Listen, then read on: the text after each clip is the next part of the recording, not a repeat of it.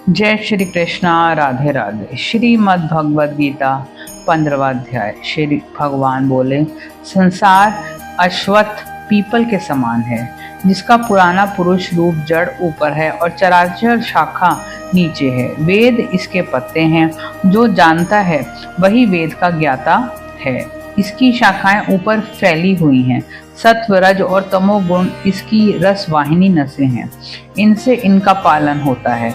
शब्द रूप आदि इसकी डालियां हैं। पीछे कर्म रूप में प्रकट होने वाली इसकी जड़ें नीचे मनुष्य लोक में और भी नीचे तक चली गई हैं, पर अश्वत्थ का ये रूप, इसका आदि अंत और आकार संसारी प्राणी के ध्यान में नहीं आता, तथापि इसकी जड़ गहरी है। ऐसे इस पीपल को वैराग्य रूपी दृढ़ शस्त्र से काटकर वह स्थान ढूंढना चाहिए जहाँ से फिर लौटना नहीं पड़ता, और साथ ही यह विचारना चाहिए कि जिसमें वह पुरातन प्रवृत्ति उत्पन्न हुई है, उसी आदि पुरुष की शरण हूँ। अहंकार और मोह रहित, संग दोष को जीतने वाले, आत्मज्ञान से निरत, सब कामनाओं से दूर, सुख दुख नामक द्वंद्व पदार्थों से मुक्त ऐसे ज्ञानी पुरुष शाश्वत पद को जाते हैं। जिसे सूर्य, चंद्र और अग्नि प्रकाशित नहीं करते, वही मेरा परम धाम है। वहां जाकर लौटना नहीं होता। मेरा सनातन अंश इस जीव लोक का रूप धरकर प्रकृति में स्थित पांचों इंद्रियों और छठे मन को उससे छुड़ाता है।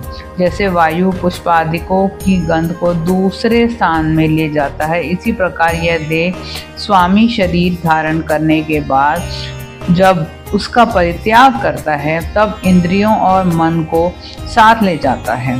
कान, आँख, चर्म, जीभ, नाक और मन का आश्रय लेकर वह जीव विषयों का भोग करता है।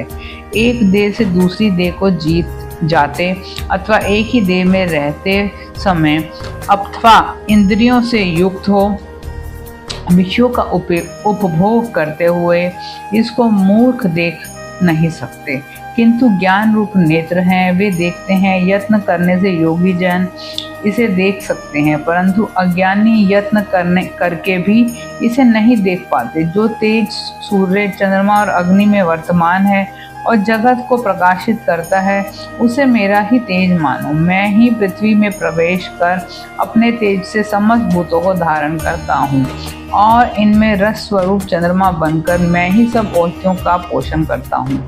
मैं जठराग्नि होकर प्राणियों के देह में प्रविष्ट हूँ, और प्राण वायु अपान वायु से संयुक्त होकर चारों प्रकार भक्ष्य, भोज्य, चोष्य, लेह्य से भोजन किए हुए प्राणियों के अन्न को पचाता हूँ। संपूर्ण भूतों के हृदय कमल में निवास करता हूँ। मुझसे ही स्मृति, ज्ञान और उसका नाश होता है। सब वेदों में जानने योग्य मैं ही हूँ। वेदांत का कर्ता और वेदों का ज्ञाता मैं ही हूँ।